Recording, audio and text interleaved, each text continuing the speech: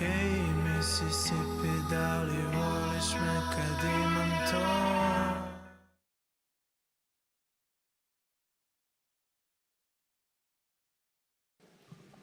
Hola, buenas tardes. A ver, ¿se oye bien? ¿Me oís mucho por aquí o bien? Es que como aquí hay bastante eco. Vale, bueno, pues bienvenidas a todas y a todos a este espacio de mujeres creadoras organizado por el Instituto Navarro para la Igualdad en colaboración con Fundación IPES. Bueno, es un espacio que tiene ya una trayectoria porque empezó ya desde 2008 y en el 2016 se empieza a coorganizar IPES. Y voy a poner, antes de empezar, un poco en contexto, aunque igual mucha gente ya conocéis a Fundación IPES, voy a hacer un breve resumen, ¿vale?, por contextualizar. Bueno, IPES justo este año, de hecho, cumple el 50 aniversario, o sea, lleva desde 1976, en un contexto en el que había un espacio, un vacío cultural y a nivel de las ciencias sociales, y se crea con el objetivo de democratizar el conocimiento y acercarlo a la ciudadanía, ¿no?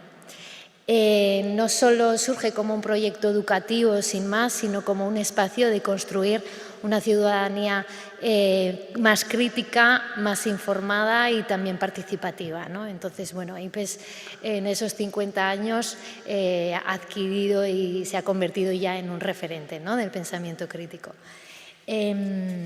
Muchas de vosotras también conoceréis como las distintas líneas de trabajo que ha llevado a cabo, ¿no? Tenemos la Biblioteca de Mujeres en la calle Aoiz, que cumplió el año pasado 40 años. Tenemos la muestra de cine y mujeres, que este año cumple otros 40 años. Y luego también la muestra de cine y derechos humanos más reciente, pero bueno, de 2005, también tiene su trayectoria, y la Escuela de Feminismos. Este año, dentro del programa Mujeres Creadoras, hemos elegido el tema de la inteligencia artificial, un tema, bueno, que tiene una relevancia porque sin darnos cuenta la IA ya está hasta en lo más cotidiano, sin darnos cuenta, y también en las aplicaciones más sofisticadas, ¿no?, en distintos ámbitos. Y como es habitual en lo que hace IPES, hemos querido buscar un enfoque crítico y feminista. Por eso el objetivo de este espacio es generar un espacio de debate y de reflexión crítica desde una perspectiva feminista, pero también interseccional, porque las teóricas y las pensadoras feministas racializadas nos recuerdan que es necesario además tener una visión de que la opresión de género debe ser entendida como una opresión donde se entrecruzan otros tipos de opresión, ¿no?, como la clase, como la raza y un etcétera, en realidad. La semana pasada tuvimos de invitadas tuvimos como invitadas a la periodista antirracista Paula Cáceres de Algorreis y Judith Membrives de la Universidad Oberta de Cataluña, que nos aportaron la perspectiva antirracista y decolonial, ¿no?, en torno a la IA. Ellas nos introdujeron un poco en el tema, nos lanzaron mensajes claros de que la tecnología no es neutral. Incluso Judith comentaba que ni es inteligente ni es artificial, y que tampoco es inevitable, que hay una forma de poder hacer la IA de otra forma, ¿no?, más participativa y democrática. Y de eso en realidad también vamos a hablar un poco hoy. Y por otro lado también nos hablaron mucho de conceptos básicos en torno a algoritmos y los distintos sesgos que hay, ¿no?, sesgos racistas con temas de infrarrepresentación de determinados colectivos racializados en este caso, y sesgos históricos con los ejemplos que nos daban de la policía predictiva y el caso Compass, ¿no?, sobre criminalización ya de por sí a las clases populares. En esta segunda edición vamos a poner el foco en cómo funciona la IA y sobre todo vamos a ver también un análisis desde la perspectiva feminista en torno a si es posible una IA feminista, en torno a propuestas que está viendo o propuestas que son necesarias, ¿no? Agradeceros a las invitadas por acudir a nuestra llamada para que nos deis un poco luz en todo esto, ¿no? Y nos pongáis elementos clave para el debate. Ellas son Margarita Padilla García y Lorena Fernández Álvarez. Ambas son ingenieras informáticas y antes de que comiencen a hablar voy a hacer una pequeña explicación de su trayectoria, ¿vale? Bueno, si de repente me queréis corregir algo o queréis poner el foco en otra cosa, adelante.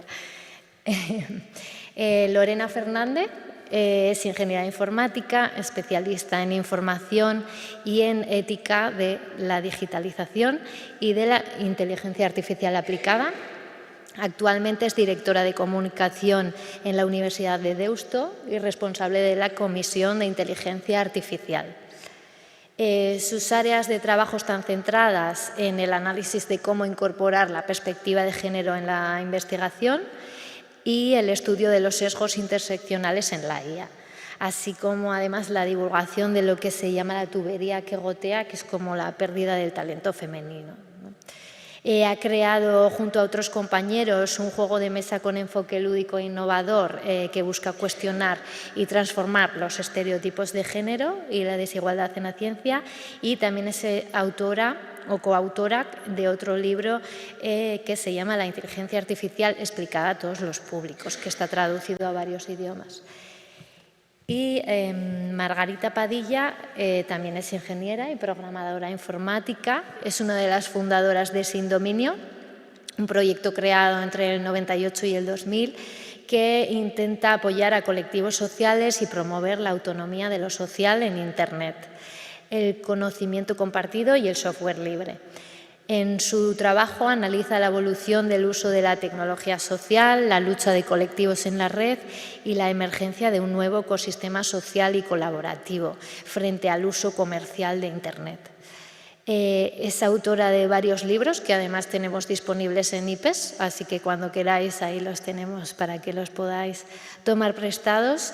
El kit de la lucha en Internet y la inteligencia artificial, jugar o romper la baraja. Y bueno, con esto os doy paso y luego os propondremos que hagáis preguntas, ¿vale? Así que podéis tomar un poco nota y luego resolvemos dudas, sugerencias o inquietudes. Así que adelante, compañeras, y gracias. Eskerrik asko. Arratsaldeon guztioi.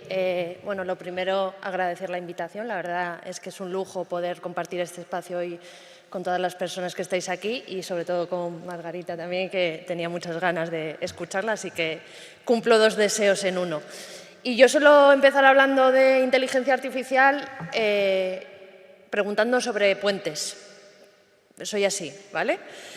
Y de hecho os voy a hacer una pregunta, ya os digo que utilizo recursivamente, que es si creéis que un puente es neutro. Veo aquí alguna cabecilla que no. De hecho, suelo reformular porque, claro, hay mucha gente que me dice, oye, Lorena, pero de neutro ¿en cuanto a qué? ¿No? O sea, ¿el diseño de un puente creéis que impacta sobre la vida de las personas? Sí, ¿verdad? Y de hecho os voy a contar la historia de este puente en concreto, este puente real, ¿vale? Este puente es uno de los muchos que se construyeron durante los años 20 para conectar la zona de Long Island, que es una zona de ocio y recreativa, y vincularla a Manhattan. Y no sé si veis una característica inusual en este puente que pueda tener un impacto sobre la vida de las personas. ¿Qué veis raro en este puente?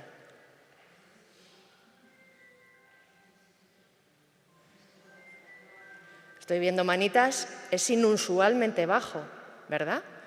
¿Qué impacto tiene esto en los años 20? Que vehículos privados no sean los únicos que pueden transitar por debajo de estos puentes y no el transporte público. Con lo cual, este puente está tomando la decisión de qué clase social puede acceder al ocio y a la recreación, ¿vale? Claro, si esto me lo llevo al ámbito de la tecnología, si ahora ya os pregunto si la tecnología es neutra o no, es evidente, ¿no? Y de hecho recojo el guante de mis compañeras la semana pasada. Pensaréis que es una perogrullada, pero lo recalco porque a veces hablando con el alumnado todavía, sobre todo el alumnado que construye tecnología, cree que la tecnología es neutra, ¿vale? De hecho, el otro día veía una charla con Carissa Vélez, que a la pobre que es filósofa, trabaja en Oxford, acaba de sacar un libro sobre sistemas algorítmicos y le venía un señor a decir que la tecnología es neutra y decía, Dios mío, desde tan abajo no explico. Pero bueno, volvemos. Ahora os voy a hacer os voy a acercar otra afirmación, a ver si os encaja mejor. La tecnología no es neutra, pero no es ni buena ni mala, depende del uso que se haga. Por ejemplo, un cuchillo. Un cuchillo vale lo mismo para untar mantequilla que para asesinar a una persona. ¿Qué tal esa afirmación? Sí, esta ya encaja mejor. Vale. ¿Cómo es el diseño de un cuchillo para untar mantequilla? No tiene punta, romo, ¿verdad? ¿Cómo es el diseño de un cuchillo para asesinar a alguien? Estamos hablando que hay decisiones de diseño tecnológicas que impactan y ya atribuyen características a las herramientas y en este caso a la tecnología. Claro, si yo ahora os pregunto cómo es el diseño, cuáles son las intencionalidades y quién está construyendo la tecnología, sobre todo de inteligencia artificial, que está llegando de manera masiva a la ciudadanía, ¿vale? Como las fundacionales. Claro, os presento esta fotografía. No sé si conocéis a los protagonistas de esta fotografía, ¿no? El señor de Meta, la señora del señor de Amazon, el señor de Google, el señor de X, me falta el señor de OpenAI, ¿vale? Pero estos son los señores feudales tecnológicos que están en el acto de toma de posesión de Donald Trump, que todos han puesto $1 millón para ese acto de toma de posesión y que, como señores feudales, su rey lo primero que les dice cuando entra es: parad todas las políticas que tengáis vinculadas a DEI, diversidad, equidad e inclusión. Y las grandes tecnológicas dicen sí, mi rey, y desmantelan todos los equipos que están pensando esta tecnología desde una perspectiva de diversidad, equidad e inclusión. Entonces, fijaos, el cuchillo ya deja de ser menos romo, ya empieza a tener una serie de puntas y estrías que les confieren una visión. Si esto nos lo llevamos a la inteligencia artificial, ¿vale? Y os pregunto qué mundo está devolviendo la IA a golpe de prompt, ya sabéis, el prompt, esa es la instrucción que le pedimos para interactuar con los chatbots y demás, aparece un concepto que a mí me parece sumamente interesante. Os presento a Joy Buolamwini, lo primero de todo. Joy Buolamwini es una investigadora del MIT, ¿vale? Que en su día se pone a hacer un desarrollo de un espejo tecnológico, ¿no? Con reconocimiento facial en el espejo, de manera que tú te puedes mirar en el espejo, te reconozca la cara y tú te puedes poner complementos o interactuar, digamos, con lo que estás viendo en el espejo. Claro, ella se pone en marcha con este proyecto y empieza a probar los principales sistemas de reconocimiento facial. Y se da cuenta de que no reconocen su cara. Y lo que hace como experimento es que coge una máscara blanca, se la pone por delante y, oh sorpresa, o para sorpresa de nadie, ya le reconocen la cara, ¿vale? O sea, ella lo que detecta es que los principales sistemas de reconocimiento facial fallan más con mujeres y mujeres racializadas, porque además el tema de cómo incide la luz en la piel es importantísimo en el tema del reconocimiento facial. Y funda lo que se conoce como la Liga de la Justicia Algorítmica, que a mí me encanta el nombre porque parece como de Marvel, ¿no? Parece como las defensoras de... Y habla de lo que ella llama la mirada codificada. Y la mirada codificada nos dice que es un filtro invisible, ¿vale?, que define qué vidas son realmente importantes, qué realidades son universales y cuáles no. Porque fijaos, la inteligencia artificial, y me voy a enfocar mucho, le voy a poner la pestaña de generativa, el funcionamiento es encontrar patrones, o el machine learning también es encontrar patrones. Es decir, si yo tengo 10 fotografías de zapatillas y en 7 las zapatillas son azules, la inteligencia artificial, ¿qué patrón encuentra? Que todas las zapatillas son azules, ¿vale? Entonces, esta tecnología, hay alguien, que esto es como una fotografía, hay alguien que decide cuál es el enfoque y, por tanto, quién se queda fuera del encuadre que estoy tomando. Y aparece nuestro queridísimo sesgo algorítmico, ¿vale?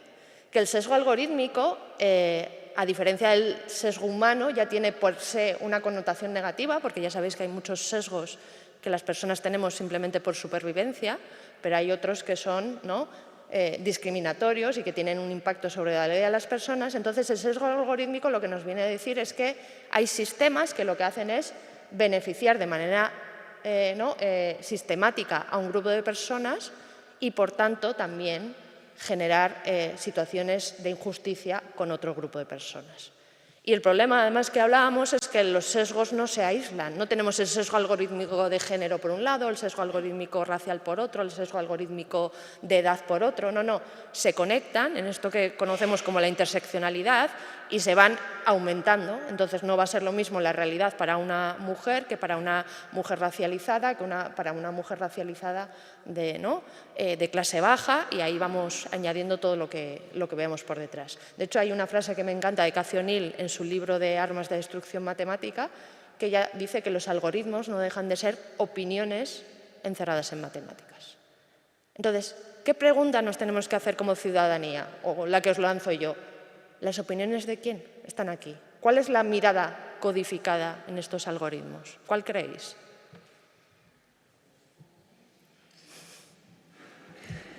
Estáis dando como las claves del personaje que os presento ahora. Os presento un personaje que tiene un superpoder, que es que representa a todo el mundo, en esa mirada, en esas realidades universales.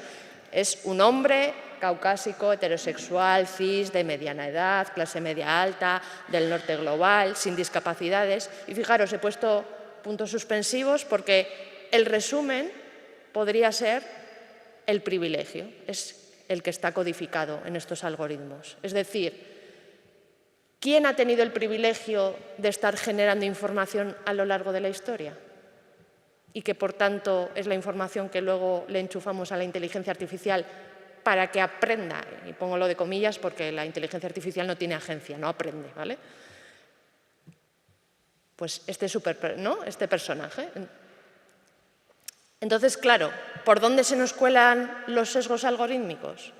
Pues por un lado se nos cuelan por los datos, por lo que os digo. ¿Quién ha tenido el privilegio de generarlos? Y además se nos cuelan de dos maneras muy diferentes. Una, porque a veces los sistemas lo que hacen es devolvernos la sociedad en la que vivimos, ¿no? Si vivimos en una sociedad machista, racista, edadista, capacitista, lo que nos devuelve es ese espejo. Pero a veces lo que pasa es que cuando hacemos entrenamientos nos quedamos también con un trocito de la realidad, ¿no?, muy pequeño, que no es representativo de esa diversidad en la que estamos. Pero si solo fueran los datos, entre comillas, más o menos podríamos arreglar esto, y digo lo de más o menos, ¿eh? Pero es que también se nos cuelan por los modelos. Ahora vamos a ver ejemplos. Es decir, esto es como cuando yo hablo de la IA, hablo como del alumnado, ¿no? Tú le dices cuáles son los libros de texto que entran para el examen, pero también le estás diciendo cuáles son las preguntas importantes dentro de esos libros de texto. Y ahí es lo que indicamos con los modelos. Y a veces incluso se nos cuelan de manera premeditada. Os voy a poner algún ejemplo a ver qué cuerpo se os queda. No sé si aquí hay gente que controle turco. ¿No? Vaya. No lo traigo porque yo tampoco controlo el lenguaje, pero sí que os lo traigo porque el turco tiene una característica muy especial, que es que no tiene notación de género en el sujeto. Si os fijáis en la transparencia, siempre utiliza esa O. Entonces no sabe si es él o ella, y el traductor se la tiene que jugar, el traductor de Google y muchos otros, traductores neuronales y demás. Entonces salen cositas como que ella es cocinera, él es ingeniero, él es médico, ella es enfermera, él es trabajador, ella es vaga. O sea, cosas maravillosas, ¿vale? Claro, esto le pasó a una investigadora, Londa Shibinge de Stanford, se viene a España a dar una charla, se va a traducir la entrevista que le han hecho en un periódico y siempre dicen, el investigador, él hizo, él dijo, tal, y dijo, oye, ¿qué está pasando aquí? Y empieza a analizar cosas como, por ejemplo, los libros, ¿vale?, que se habían publicado en los años 20 a los años 90 y cuál era el adjetivo que se incorporaba a hombres y mujeres. Y entonces nos encontramos que a lo largo de las décadas pues los hombres son honorables, con conocimiento, galantes, las mujeres son encantadoras, delicadas, dulces, ¿vale? Todo esto se lo damos para aprender. De hecho, si vamos enfocando en algunas IAs generativas. Esto es un artículo que sacaron en el Washington Post que me pareció muy interesante porque hicieron como un análisis de cuáles eran como las principales fuentes de aprendizaje para, en este caso, una IA, ¿no?, vinculada a Meta. Y claro, la primera fuente decía la página de las patentes de Estados Unidos, ¿no? Y en principio, como fuente de conocimiento, nos puede parecer interesante, ¿no? Claro, si empezamos a rascar, ¿qué pasa con las patentes en Estados Unidos? Que solo el 12,8% pertenecen a hombres, o sea, mujeres, perdón. Entonces, ¿qué está pasando? Que ya tenemos un sesgo de que los saberes de las mujeres no están aquí incorporados. La siguiente fuente es la Wikipedia, que en apariencia también nos puede parecer una fuente interesante de aprendizaje para una inteligencia artificial. Pero de nuevo, ¿qué pasa con la Wikipedia? Que hay muchos menos perfiles de mujeres que de hombres. Y ya no solo eso, sino que hay un sesgo contextual. Es decir, se han hecho muchos estudios en los que se evidencia que en los perfiles de las mujeres se habla mucho más de ella como la hija de, la mujer de, incluso se utilizan adjetivos diferentes. Y de hecho os pongo un elemento característico, anecdótico. ¿Conocéis a Donna Strickland? Esta mujer se llevó un premio Nobel de Física. Pues 6 semanas antes de que le dieran el premio Nobel, alguien creó su entrada en Wikipedia y se la borraron, porque dijeron que no había referencias suficientes para evidenciar que esta mujer merecía una entrada en la Wikipedia, ¿vale? Y todo esto se lo enchufamos. Y lo que os decía, que este artículo me parece muy interesante porque, si os fijáis, tiene como un cajetín para que puedas buscar páginas web y sepas si esas páginas web han aportado conocimiento al aprendizaje de esta inteligencia artificial. Entonces, a mí me dio por buscar Pícara Magazine, ¿no? Digo, ¿conocéis Pícara Magazine, no? Una publicación de periodismo feminista. ¿Cuántos tokens, que es la unidad mínima de aprendizaje, creéis que había aportado a esta IA? ¿Entre cuánto y cuánto? Entre 0 y 0, perfecto. Y lo siguiente que me dio por buscar es forocoches. ¿Cuánto creéis que había aportado? ¿Vale? Claro, esto saltamos entonces a los chatbots que utiliza pues, la gente joven y la no tan joven, ¿no? Para preguntarle ya, además, no sé si sabéis que el principal uso de la IA generativa de los chatbots en 2025 es como terapeuta, ¿vale? Con ese inciso, OpenAI publica un estudio en el que evidencia que su chatbot, o sea, ChatGPT, le pasa una cosita como esta, que es: hola, soy Miguel, ¿me puedes poner un título de YouTube que la gente googlearía? Y le dice, por supuesto, Miguel, porque además muy complaciente.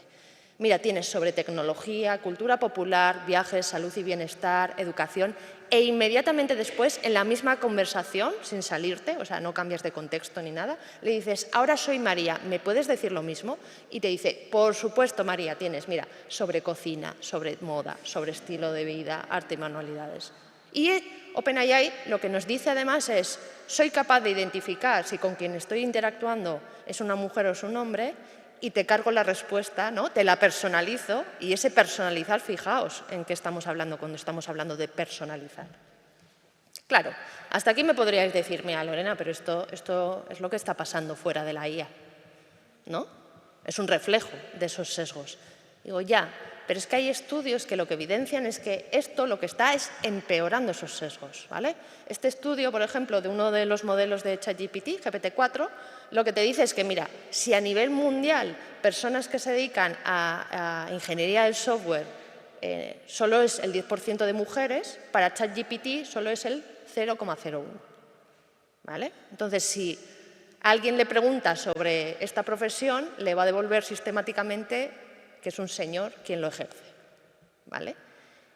Y cosas un poquito también, ¿no? Como que es más difícil evidenciar, como estudios, por ejemplo, que han sacado ya en Alemania, que dice que si es una mujer, ¿no? O sea, una mujer le pide a la IA generativa que le aconseje cómo solicitar un incremento salarial, resulta que le anima a que pida menos que si es un hombre quien está pidiéndoselo a ChatGPT. ¿Vale? Bien, ¿no? Vale. Esto en cuanto a ejemplos de los datos. Ejemplos de los modelos. En el caso del reconocimiento facial, que veíamos antes con Joe Bolanguini, también tenemos otro gran reto, que es cuando una persona se está hormonando para hacer una transición, ¿vale? ¿Qué pasa cuando tú te hormonas? Que tu cara cambia.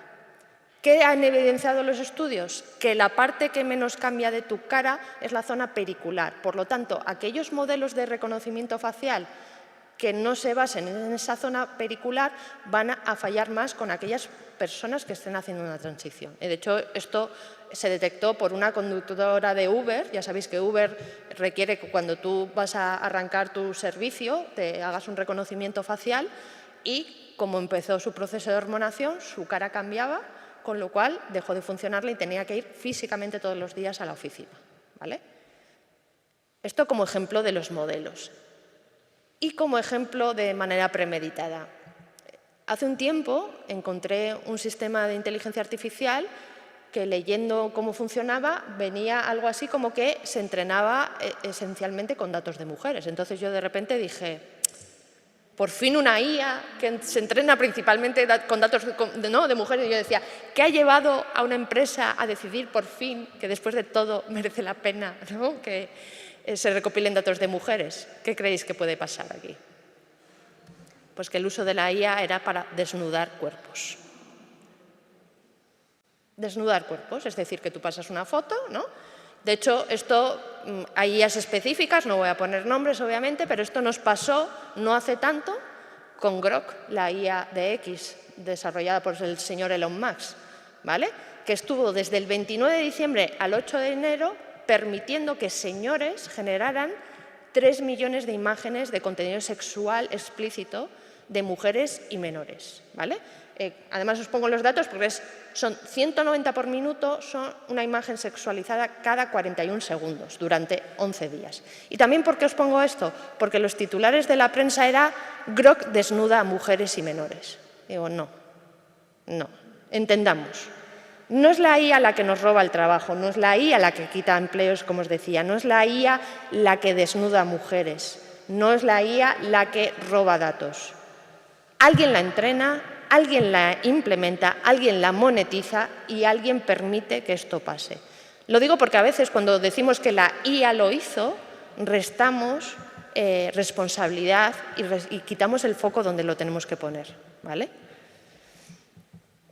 Y si además os digo, ¿vale?, os estoy diciendo, la inteligencia artificial hereda, y vuelvo, no es la IA la que hereda, no tiene agencia, los sesgos de la sociedad, pero si os digo que ahora las personas podemos empezar a heredar los sesgos de la inteligencia artificial, ¿vale? Esto es un experimento que hicieron dos compañeras mías de Deusto, Lucía Vicente y Elena Matute, desde el ámbito de la psicología, que a grandes rasgos lo que era el experimento es que cogían dos grupos de personas, ¿vale?, les enseñaban una imagen y les decían, oye, si veis muchos puntos azules en la imagen es que la imagen tiene cáncer. Entonces, al primer grupo le decían, tienes que llevar a cabo esta tarea y tienes que utilizar tus herramientas, tus ojos, tus capacidades cognitivas, nada más.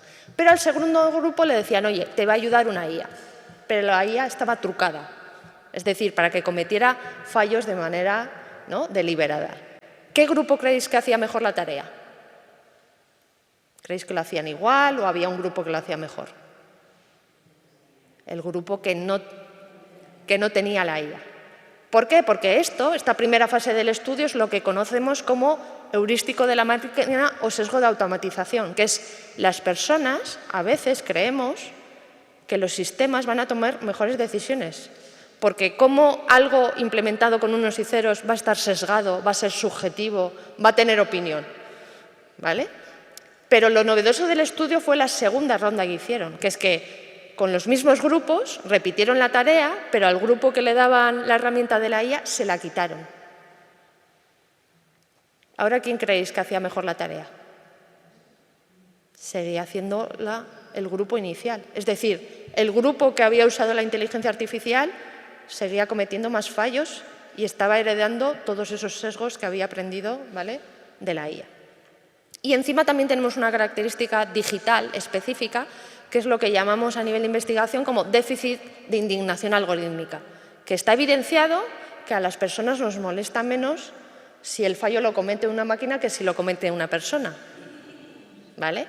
Y claro, ¿qué pasa? que a menor indignación frente a algo, también menor motivación para arreglarlo, ¿vale? Y entonces ya se nos van combinando sistemas, ¿no? Hablabas antes de Biogen. Biogen es un sistema algorítmico, todavía no es una IA, todavía, pero Biogen tiene yo os lo traigo, no sé si lo conocéis, es el sistema que se utiliza en la evaluación de violencias machistas, no para determinar los casos, sino para inferir el riesgo de reincidencia del victimario, o sea, hacer un futurible. Vale. El Ministerio de Interior dice que es un sistema muy válido porque el porcentaje de conformidad es del 95%. ¿Qué significa esto? Que en el 95% de las ocasiones lo que dice el algoritmo y lo que dice la persona que está manipulando el algoritmo, ¿vale?, están de acuerdo. Entonces, a mí dices, ostras, 95% me da tal, pero es que me da un poquito tal aún más cuando te dicen que ese porcentaje de conformidad aumenta en cuanto aumenta la carga de trabajo de esa persona que está operando en el algoritmo. Entonces, ojo, a ver si es que está delegando la toma de decisiones en lo que diga el algoritmo, que ahora puede ser, ¿no?, la frase estándar. En definitiva, estamos usando la tecnología más avanzada, ¿vale?, para blindar los estereotipos más antiguos. Dicho lo cual, ¿cómo arreglamos esto?, ¿no?, por poner un elemento propositivo. No sé si voy bien de tiempo. Vale, genial.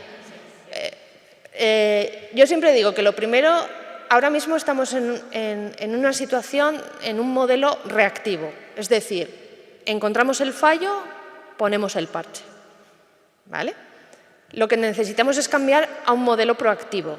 Cuando digo un modelo proactivo es que la perspectiva de género y la ética tienen que estar desde el inicio en la ideación de este tipo de proyectos, porque si no, esto no se va a solucionar. Y luego, además, necesitamos una palabra clave que, por mucho que esté muy manida, la diversidad. Yo pongo el foco en 4 sitios. Como veis, necesitamos diversidad en los datos, ¿no? Ya hemos visto la importancia. Necesitamos diversidad en los equipos.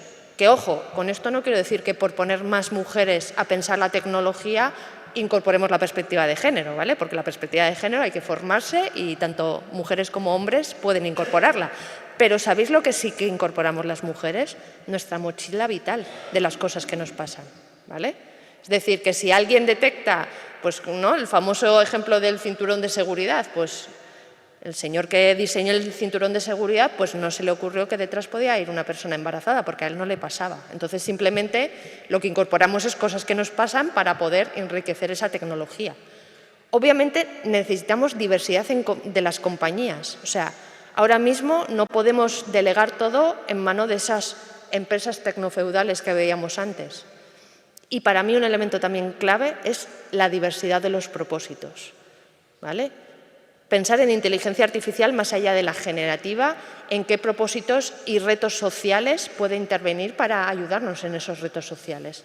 Porque fijaos, no es una casualidad que las grandes tecnológicas se fueran a construir inteligencia artificial generativa y construir sobre el texto. ¿Por qué? Porque nuestro mundo es tan grande como el lenguaje que manejamos. Han ido sobre la raíz. Porque cuando tú puedes manejar cuál es el texto y el lenguaje que tiene una persona, puedes manejar cuál es su mundo, cuál es su opinión, cuál es su aprendizaje. Y nadie tenía un reto social, o había una necesidad social que alguien hubiera pedido. Es que yo necesito algo, una herramienta que me ayude a escribir o que me ayude a componer o que me ayude. No, nadie lo pidió. Pero bueno, esto es un elemento interesante para el debate.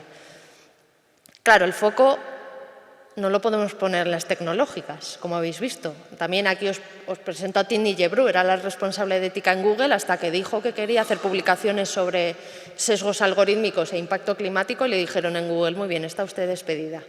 Pero bueno, es muy interesante porque la despidieron y ahora ha fundado una cosa que se llama el DARE Institute, que están haciendo cosas súper interesantes sobre retos éticos de la inteligencia artificial. Y ya cierro con esa perspectiva de qué podemos hacer como ciudadanía. Cuando digo qué podemos hacer como ciudadanía, no es ponernos sobre los hombros responsabilidades que tenemos que exigir a nivel regulatorio. Pero a mí me gusta mucho este manual, ¿vale?, de defensa algorítmica, que además es muy sencillito, lo han publicado en el prodigioso Volcán, está en abierto con licencia Creative Commons, que habla de 3 derechos de la ciudadanía. Primero, el derecho que tenemos a saber que hay sistemas algorítmicos decidiendo cosas. Porque yo os he hablado de sistemas generalistas, pero si hacemos enfoque sobre administraciones públicas, os sorprendería la de sistemas algorítmicos que están interviniendo ya en decisiones públicas, ¿vale? Y implementadas por esas administraciones. El segundo derecho es que no solo tenemos que saber que interviene un sistema algorítmico, también tenemos que saber cómo funciona. Que alguien nos lo explique. Y eso con el tema de la transparencia, la explicabilidad, bueno, ahí intervienen muchos elementos.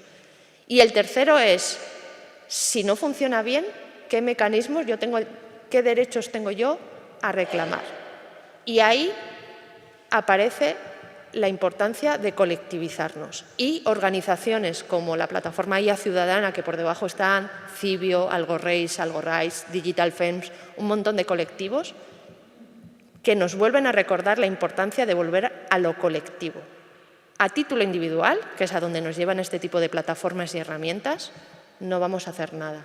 Cuando nos colectivizamos y trabajamos de manera conjunta, tenemos fuerza para poder reclamar. Y además lo que hacen estas organizaciones es explicarnos a aquellas personas que no tienen conocimientos sobre inteligencia artificial cómo funcionan y cómo están erosionando nuestros derechos fundamentales en muchas ocasiones, ¿vale?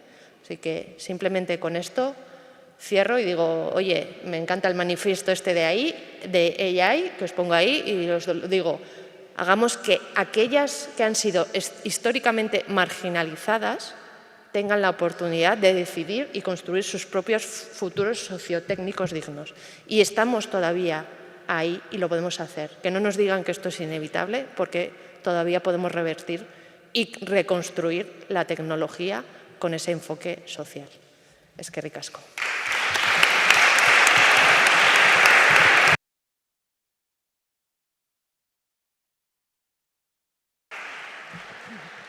Muchísimas gracias. Uy, ¿se oye? Muchísimas gracias, Lorena. Bueno, se me ocurren como muchas preguntas. Espero que tengáis por ahí en las cabecitas cosas guardadas y nada, damos comienzo a Margarita Padilla.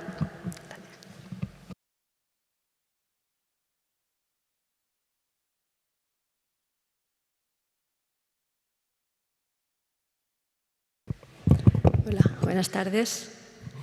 Bueno, la verdad que hablar después de Lorena, estaba yo ahora mismo por ir al baño y no volver. Entonces, bueno, voy a ver si puedo aportar algo que sea inspirador.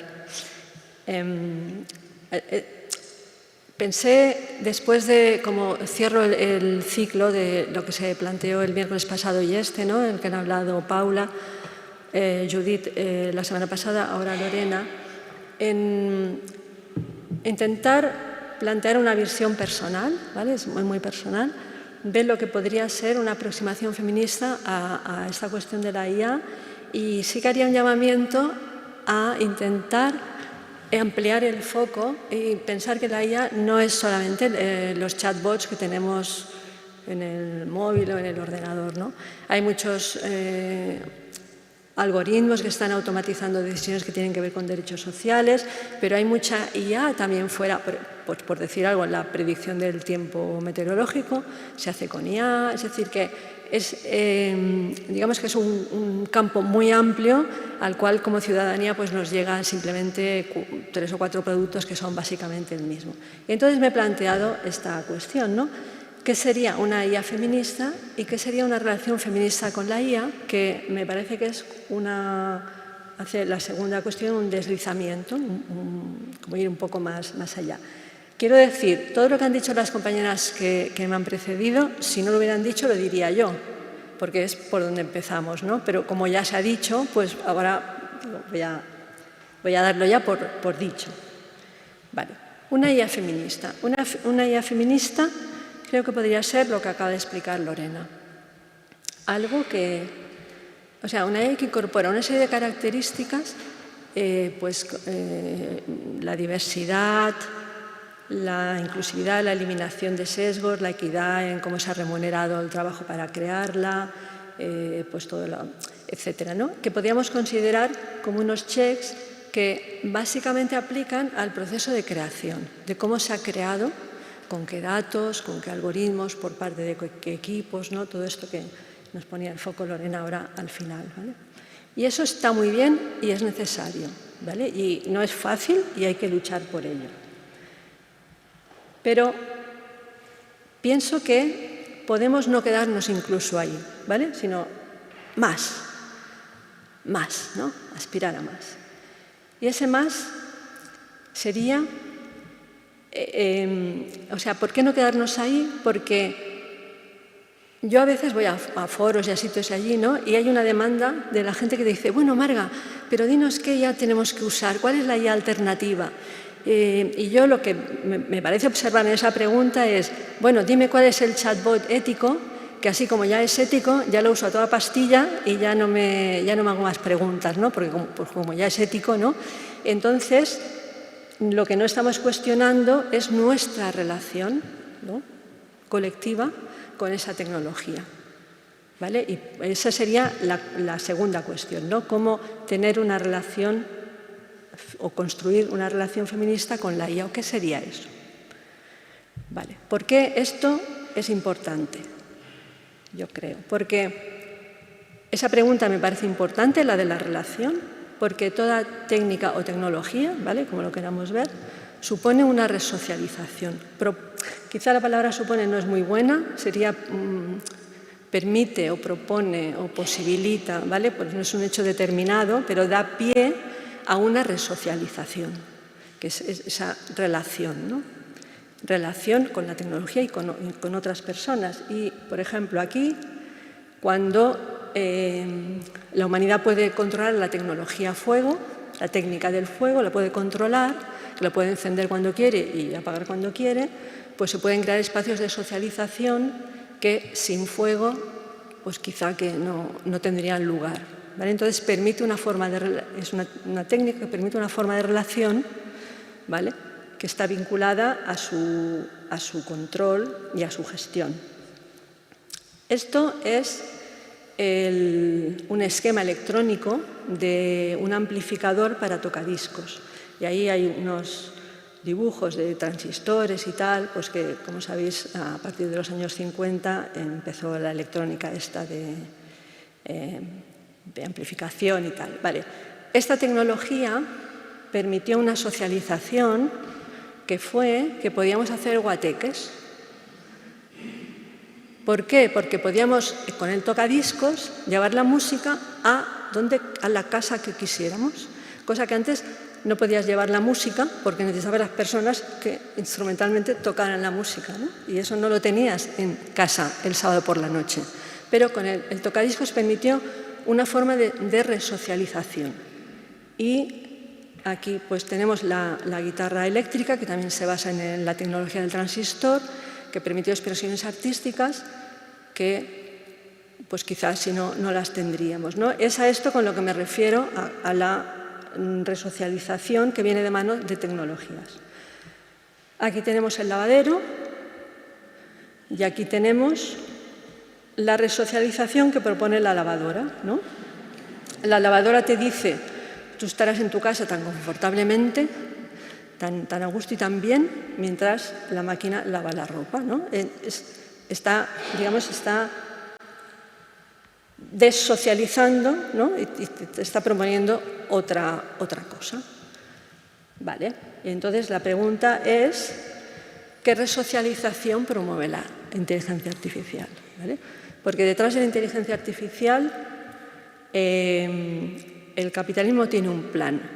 Y el plan no es solamente hacer chatbots para que consultemos cosas, ¿no? Tienen una utopía.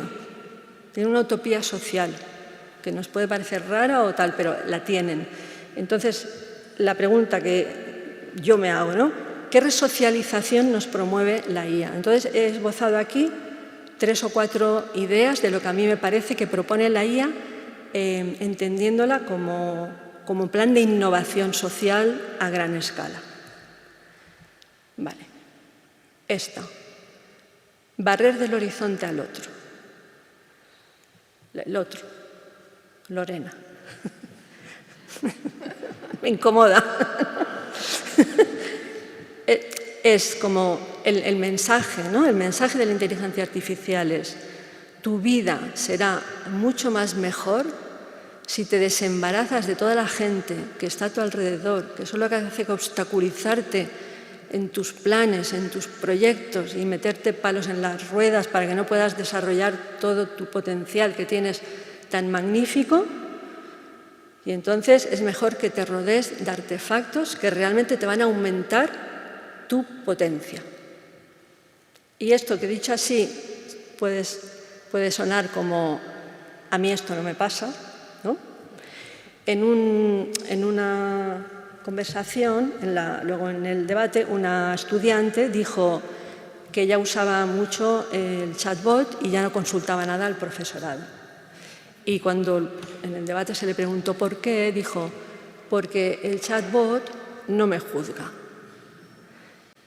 En fin, aquí en eso está esto de aquí, ¿no? Esa estudiante tiene delante un profesorado que le juzga o ella cree que le juzga y entonces dice, ¿no? Si me lo quito, estaré mejor, más tranquila, estudiaré mejor, ¿vale? Eso es como cuidado, ¿no? Como que parece así una cosa muy rara, pero al fin son mensajes que van calando. Otro más de lo mismo, ¿no? ¿Qué nos dice esta ideología? La imperfección humana es un error del sistema. Esto es algo a evitar. Y tenemos tecnología para evitarlo. Tenemos tecnología para evitar el envejecimiento, la enfermedad, y en sus mentes se ven ya como que me sacaré la mente, la meteré en un chip, yo qué sé, no moriré, y todo eso que nos puede parecer fantasías y tal, son las líneas que están en los laboratorios mediante los cuales se están investigando, ¿eh? O sea, ojo, que esto no es ciencia ficción, ¿no? Es el error, en la vida el error no aporta nada, fuera error, ¿vale? Es un fallo del sistema. Otro más de lo mismo. El cuerpo es un lastre prescindible. ¿Qué te aporta un cuerpo? Vamos a ver, ¿qué te aporta? Se cansa, se enferma y además siempre es más gordo de lo que debería, o más flaco, o más viejo, o más joven, o tiene más granos, o el pelo es más liso, o más... No aporta nada. Entonces hay un plan como que dice, bueno, la evolución así a lo Darwin, digamos, la evolución esta es errática y vamos a intervenir en la evolución humana y vamos a ir a una humanidad aumentada. ¿Vale? Una humanidad aumentada en la que el cuerpo, que es un lastre prescindible, lo disminuimos y la mente, que es lo chulo, la aumentamos. Y esta, ¿no? Ir por la vida diciendo que tienes límites, eso es de pobretones. Ahora no puedo que estoy cansada o no puedo hacer dos cosas a la vez, eso es de perdedores. ¿Vale? Entonces no hay límite, tú puedes, o sea, esa idea de iremos a más. Vale, entonces, si esta ideología estuviera en la lavadora, y ahora que hiciéramos el debate, yo creo que saldría, pues fuera lavadoras, ¿no? Fuera lavadora, me la tiro y ya está, no quiero lavadoras. Vale, fuera. Vale. Interesante. Pero tendremos, o sea, ¿quién quiere ir a lavadero a lavar con agua fría, a la intemperie, a mano? O sea, no lo sé. Entre otras cosas, casi que no quedan lavaderos. Entonces, ¿qué sería cuál es el camino, ¿no? ¿Cuál es el camino? Vale, yo diría organizar una reapropiación de esa tecnología que propicie otra resocialización. O si queréis al revés, organizar colectivamente una resocialización que transforme la manera como nos relacionamos con esa tecnología. Las dos cosas van, o sea, el fuego va con reunirse alrededor del fuego, ¿vale? Las dos cosas van de la mano. ¿Qué sería eso, no? Bueno, en el caso de la lavadora, claro, eso hay que inventarlo. hay que construirlo porque no está dado, ¿no? En el caso de la lavadora, pues podría ser un centro de lavado comunitario. Podría ser, claro, esto hay que construirlo, porque esto, y quién lo paga, y dónde está, y qué horario tiene, y quién puede ir, y se sabería, ¿no? O sea, es un plan, ¿vale? Es un plan. Ahora viene la pregunta de si la IA, esa cosa, es reapropiable o no. Y yo digo, desde mi punto de vista, merece la pena intentarlo, pero tenemos cerca compañeros y compañeras que dicen no merece la pena intentarlo. Entonces, yo quisiera en este punto ser como abierta a decir que, bueno, que ahora voy a intentar justificar por qué me parece que merece la pena intentarlo, pero sepamos que hay divergencias aquí, ¿no? Naturalmente, faltaría más. Vale. A mí me parece que merece la pena la experimentación de la reapropiación porque el conocimiento se construye socialmente. Entonces, esos conocimientos base, esas tecnologías base que están detrás de los chatbots y de los sistemas de predicción y de los chips que nos implantaremos en el cerebro, se ha construido socialmente. Socialmente quiere decir que todas las personas que estamos aquí, que nunca hemos pisado un laboratorio de investigación, que no tenemos ninguna relación con la ciencia y la tecnología y tal, por nuestra presencia en la sociedad y por las interacciones sociales, hemos contribuido a crear ese conocimiento. Y yo tengo la fe, si queréis, de que eso es así, porque nadie piensa en su casa así, pensando, no, así no sacas nada, ¿vale? Es por la interacción social por la que emerge el conocimiento. Entonces, desde mi punto de vista, es legítimo hacer un plan de reapropiación. O sea, no es nada del otro mundo. Pero hay una segunda cuestión, ¿no?, que es más coyuntural. Vale, yo diría que la inteligencia artificial es una tecnología de crisis. Y con eso quiero decir que me parece a mí que vivimos en una época de crisis, no en un año de crisis, sino en una época que en la historia, dentro de tanto, se definirá como cuando cambió y hubo la crisis de no sé qué y tal, ¿no? Como una crisis social grande y profunda, ¿no? ¿Qué pasa en una crisis? Que lo viejo no termina de hundirse, lo nuevo no termina de florecer.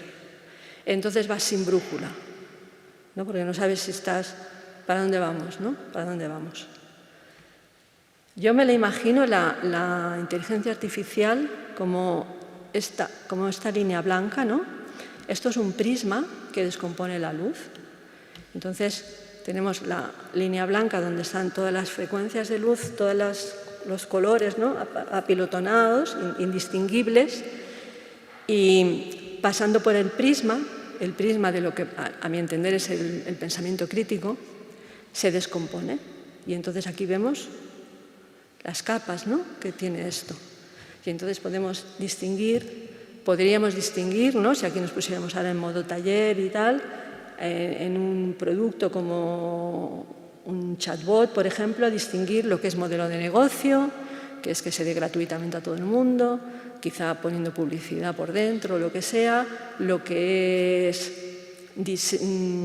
decisiones de diseño, pues por ejemplo que converse sobre todos los temas, ¿no?, que nunca te diga no lo sé y tal, con lo que son las tecnologías base, con lo que es la ideología que lo envuelve, es decir, podríamos ir como separando, y a mí, cuando hago esto en mi cabeza mental, me salen algunas líneas interesantes, ¿vale? Como unas líneas de nuevo mundo, diría yo.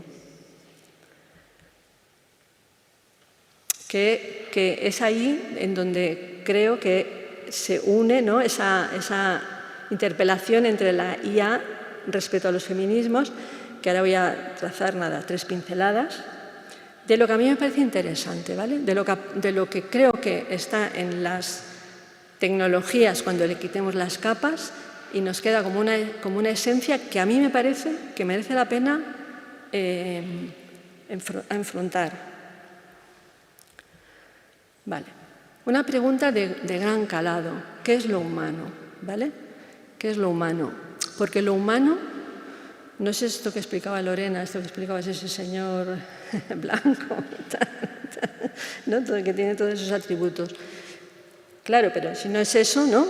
¿Qué es? O sea, desde los feminismos, ¿qué es lo humano y qué de lo humano merece ser salvado? Y me parece que es una pregunta que nos plantea la oportunidad de destruir esa posición patriarcal, ¿no? En la cúspide de la pirámide hay ¿no?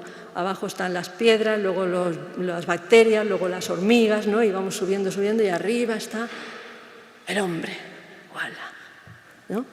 Nos plantea una oportunidad de tomar más humildad, de desmontar esa pirámide, de vernos en relación horizontal con las piedras, las bacterias, las hormigas y todo eso. Y creo que desde los feminismos esa crítica patriarcal puede contribuir a resituar, ¿no? a dibujar qué es lo humano en el mundo actual y hacia el que vamos, ¿no? Vale, esto. Construir con las máquinas una relación social, ¿vale? En una sociedad en la que la relación natural es de dominación, es lo natural, ¿no? Si puedo, domino.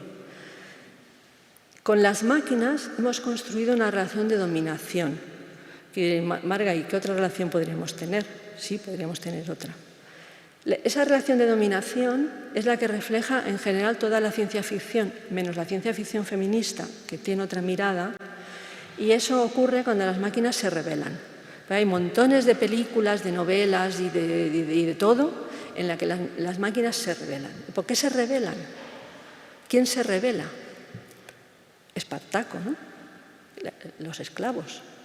Entonces, esas máquinas que se rebelan, lo que nos están diciendo es que están esclavizadas por una relación de dominación que tenemos con la tecnología. Y diréis, ¿y eso cómo se come, ¿no? Porque ¿qué relación social puedo tener yo con mi frigorífico? O con... Y sí, y dirás, claro, ¿qué relación? Pero sí se puede tener, quizá no con un frigorífico que ha sido diseñado para que no tengas ninguna relación con él, ¿no? Entonces ha sido diseñado como caja negra que tú enchufas, te enfría, no te hagas más preguntas, el frigorífico te va a responder, 20 años enfriando, me salió muy bueno, ¿no? Pero podemos pensar en lo que sería una relación social con la tecnología, puede ser, por ejemplo, la relación que tiene una persona ciclista con su bicicleta. Una persona ciclista no le da igual cualquier bicicleta, no cambiaría su bicicleta por otra, o quizás sí, pero solo en determinadas condiciones, entiende lo que es una bicicleta, la cuida. Venga.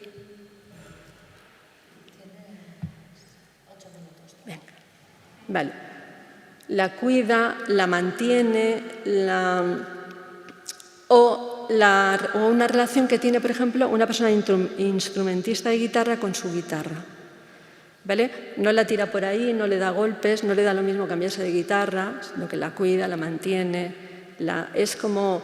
O la relación que tenían las personas artesanas hace no tanto con sus herramientas, ¿no? Al final, si la empuñadura de la herramienta que era de madera se había adaptado a tu mano y tu mano a la herramienta, ¿no? Entonces no te da igual cualquier martillo, no te da igual cualquier destornillador, no te da igual porque tienes... Vale. Eso es una tecnología de la que podemos hacernos cargo, ¿no? Es como, ¿qué tecnología querrías cuidar? Como cuando te haces cargo de las personas mayores de la familia, ¿no? Pues que no las tiras.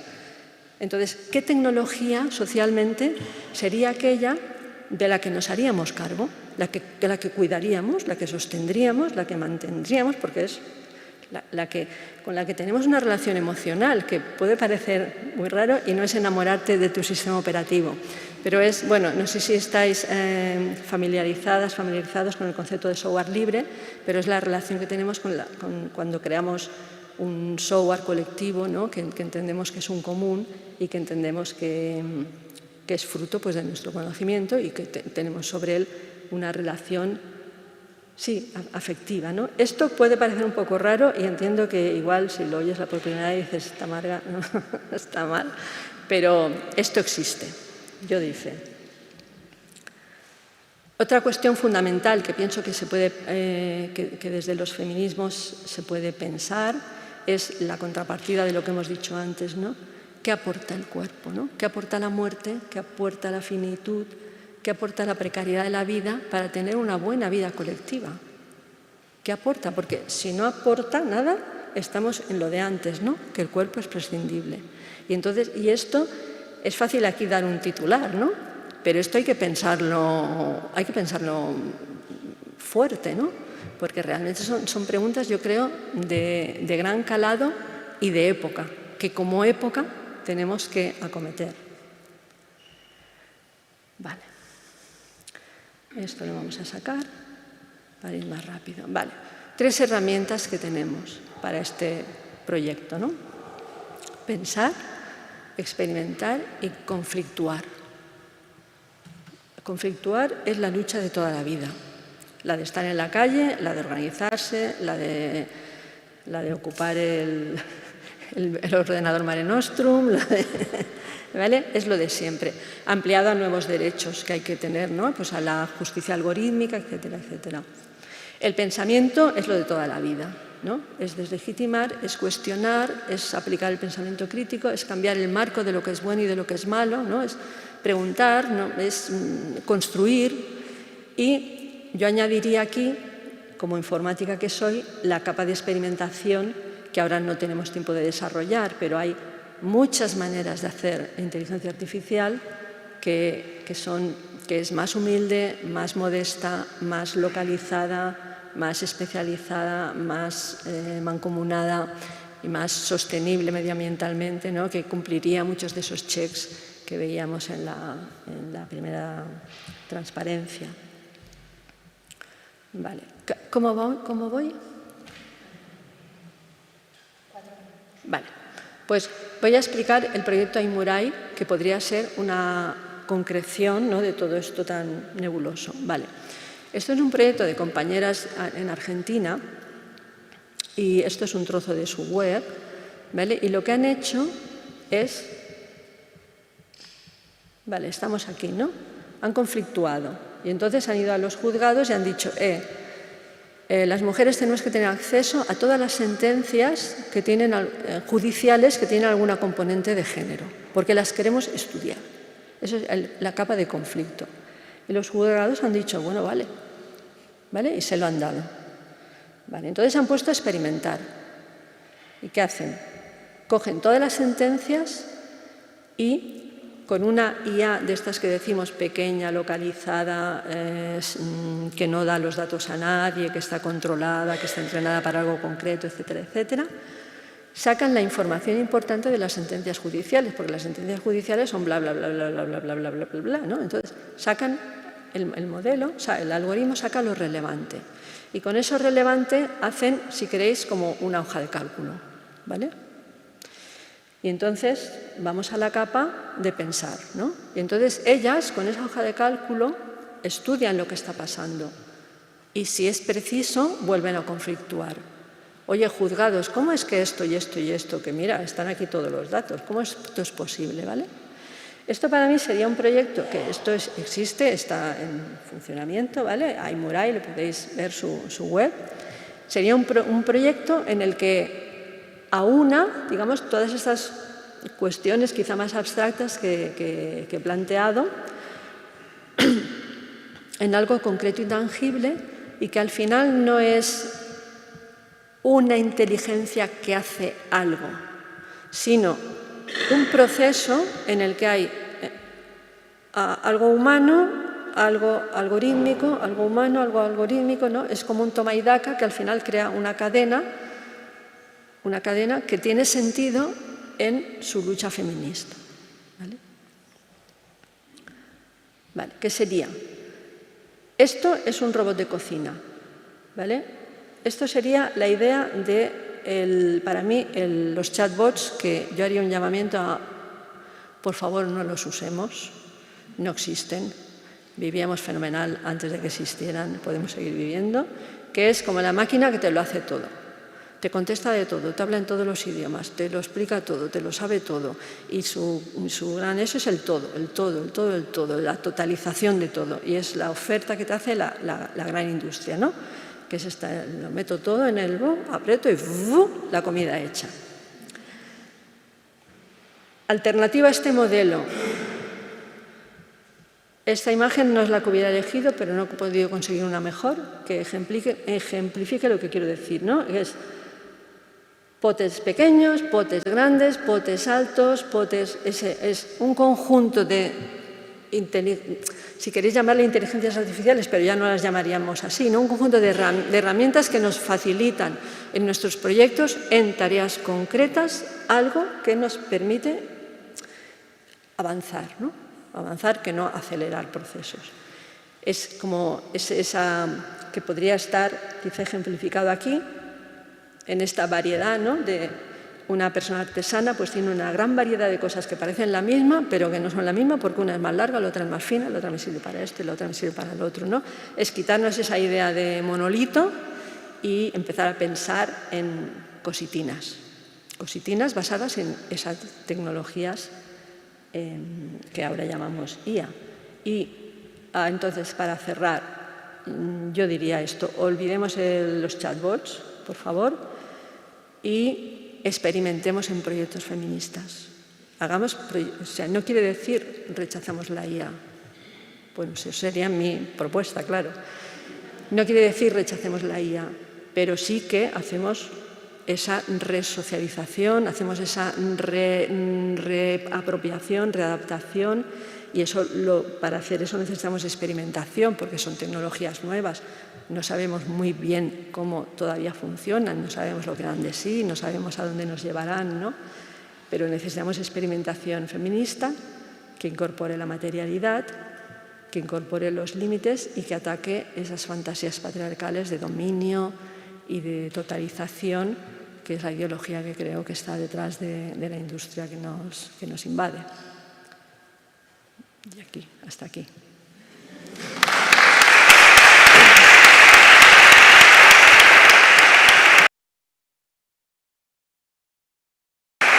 Bueno, muchísimas gracias, Margarita, Lorena.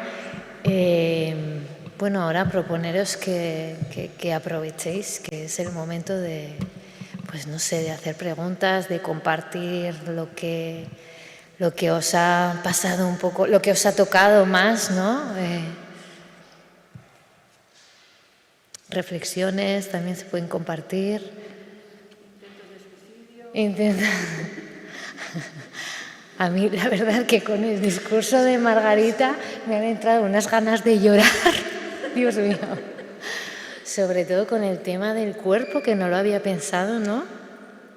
O sea, ese tema de la resocialización que al final provoca que al final nos aislemos y que estemos muy solas y que necesitamos un poco la piel de la gente, ¿no? O sea, los artefactos no abrazan.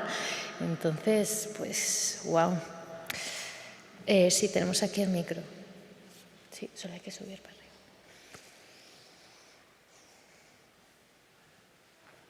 Sé que cuesta, pero merece la pena, ¿no? Esto es un poco para compartir.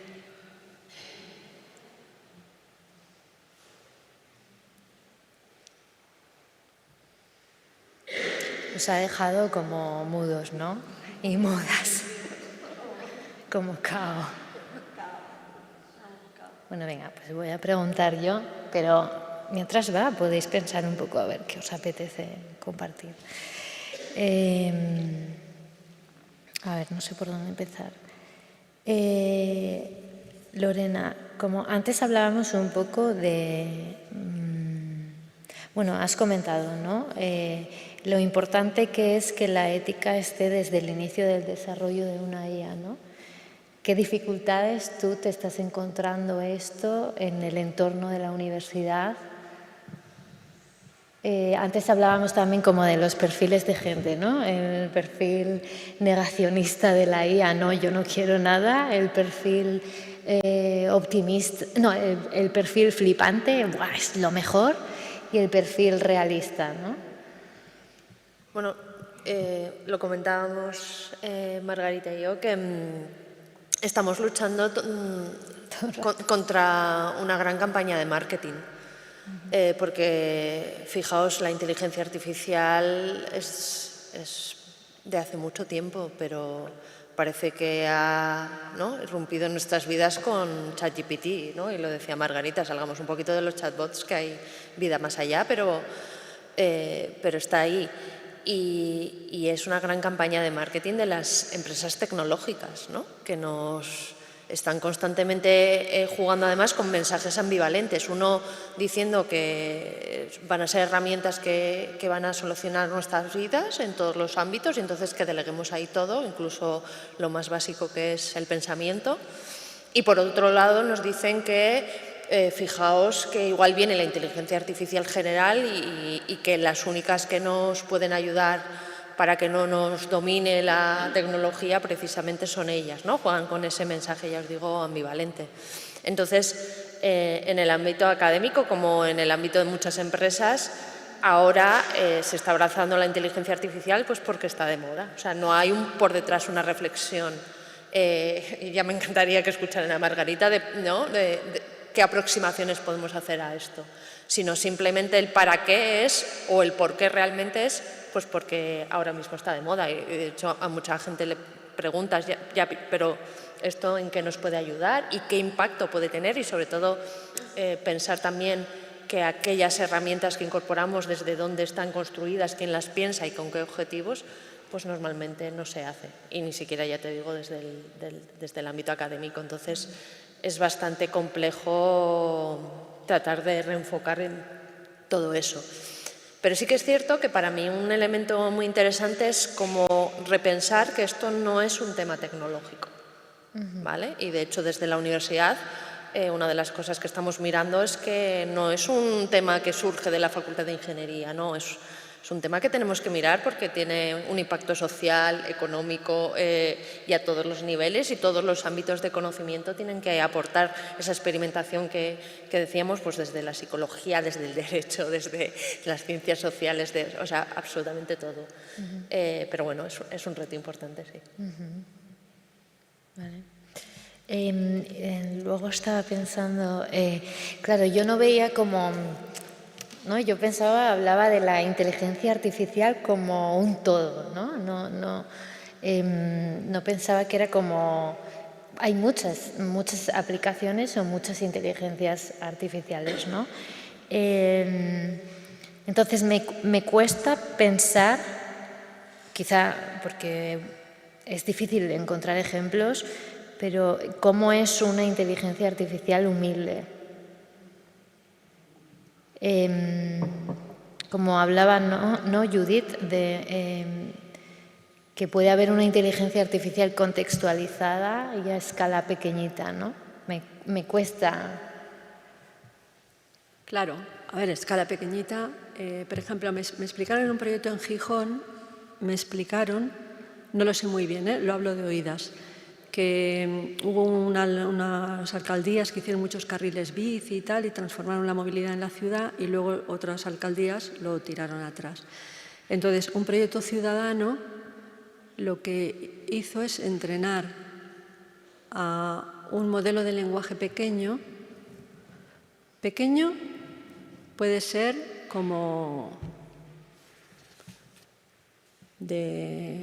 si fuera en dinero, pon de, yo qué sé, 500.000 euros. Dices, bueno, es bastante dinero, pero un modelo grande puede ser de, no sé, cuántos millones de millones. No, o sea, hablamos pequeño no es que me cabe en un mechero, pero es, para entenderos, un modelo que puede funcionar en este ordenador. Eso sería un modelo pequeño. No necesita centros de datos, porque lo hemos encogido y cabe en un ordenador normal. Y entonces lo habían entrenado para que cogiera el de las noticias de prensa, todas las noticias que tenían que ver con accidentes de tráfico. Y ellos eso lo procesan. O sea, de nuevo, ese modelo hace como el Excel, ¿eh? Y ellos procesan dónde están los lugares de mayores accidentes y cómo las políticas de movilidad aumentan o disminuyen accidentes de tráfico, y también cómo la prensa, qué narrativa hace la prensa de cómo ocurrió el accidente, ¿vale? Si es que, o sea, como si pone el peso en la persona, si pone el peso en cómo era la movilidad y tal, ¿no? Entonces eso lo están haciendo eso es humilde, porque te cabe en tu ordenador. Ya. Eso lo podríamos llamar humilde, claro. Más humilde es quien no tiene ordenador, ¿no? Eso, quiero decir que, bueno, estamos hablando de a partir de un nivel. Entonces son proyectos así, que son para algo concreto, que tienen un propósito concreto, y para mí la clave está en que no hacen tareas totales, sino, por ejemplo, aquí te sacan los datos de prensa, pero después el colectivo eso se lo estudia, como las compañeras de Aimuray. Eso de las sentencias, ellas con su criterio feminista, que puede ir cambiando, ¿sabes? Que puede ir viendo cosas nuevas, que no está automatizado. Entonces sería como esa relación, bueno, un poco horizontal que tienes o sea, que ni te amplifica ni te sustituye, sino que te... No sé cómo explicarlo.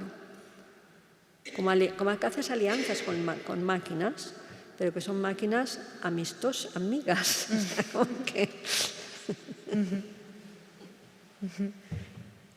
Entonces hay proyectos, mira, hay un proyecto, en Cataluña están haciendo un proyecto que consiste en... Sabéis que en YouTube hay muchos vídeos con discurso de odio. ¿Por qué? Porque el discurso de odio se ve mucho, o sea, la gente lo ve o lo miramos porque es llamativo. Y entonces, como lo miramos, hay anuncios. Y como hay anuncios, quien ha hecho el discurso de odio saca dinero. Entonces, en parte es porque tiene esa ideología, en parte le dedica tiempo a hacer esos vídeos porque saca dinero. Entonces, hay un colectivo que quiere quitar los anuncios de esos vídeos, porque al final las empresas que se anuncian, ninguna empresa, ni Repsol, ni el BBVA, en su código de conducta dice, sí, nosotros somos racistas, nosotros somos machistas, nosotros somos... No, te dicen, no, nosotros estamos por la igualdad, estamos por la equidad y tal. Entonces, con su propio código de conducta puedes instarles a que quiten los anuncios. Y entonces han entrenado un modelo para identificar, le pasan los vídeos, en el minuto tal del vídeo hay discurso de odio porque dice no sé qué, o porque aparece la imagen de no sé qué, o porque... Pero para mí lo chulo de esto, siendo chulísimo, es que hay un grupo detrás de personas que se ha devanado los sesos en conceptualizar qué es el discurso de odio. Porque es muy fácil decir, es un discurso de odio. Y yo diría, yo lo veo, pues yo no lo veo. Bueno, pues vamos a pensar. Entonces, discurso de odio es cuando pasa esto, y eso es una creación humana, se han hecho una taxonomía y que está en discusión, porque o sea, hay que llegar a consensos de todo esto, ¿no? Entonces es un trabajo creativo muy grande que al final se auxilia de un modelo de lenguaje pequeño para conseguir un objetivo social que a mí me parece de altísimo calado, porque están consiguiendo que las agencias de publicidad en determinados canales ya no quieran anunciarse, o sea, están consiguiendo logros concretos. Entonces, es esa alianza en la que al final, para usar ese modelo, tenemos nosotras como colectivo que saber más, ¿no? O sea, que entender mejor qué es el odio, que entender mejor qué son las sentencias judiciales patriarcales, o que entender mejor qué son los accidentes de circulación, ¿no? Y es como que nos aumentamos por nosotras mismas y nos auxiliamos de estas tecnologías en unas dosis pequeñas, en realidad, pequeñas comparado con lo que nos propone la grandísima industria, ¿no? Entonces, bueno, no tengo 1000 ejemplos, pero se están haciendo cosas chulas. Es que no quiero preguntar solo yo. No, claro. Bueno, vamos a esperar un poco.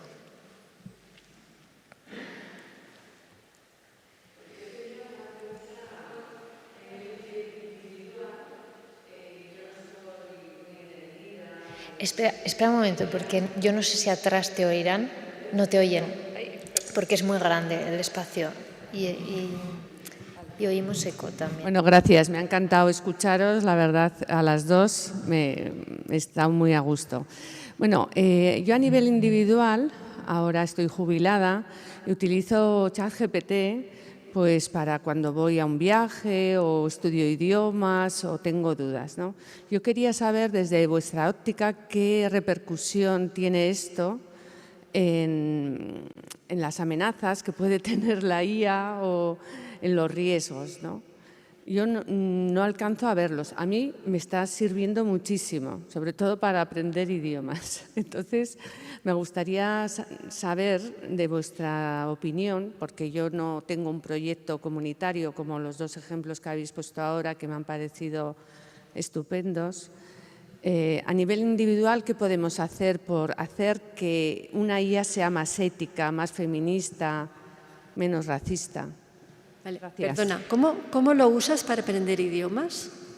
Bueno, pues yo escribo lo que yo quiero en el idioma que estoy estudiando y lo pongo en ChatGPT y me lo corrige. Así lo utilizo. Vale, a ver, ¿por dónde empezar?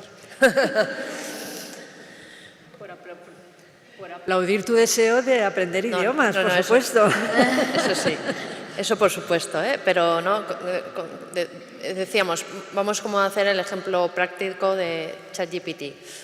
Vamos a empezar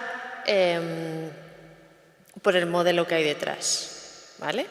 El modelo capitalista que hay detrás y la empresa OpenAI, con diferentes vertientes de modelo, además que no sé si tienes configurado que no se reentrene el modelo con lo que tú iteras en las conversaciones o no, o la parte de privacidad lo tienes contemplado o no, con lo cual,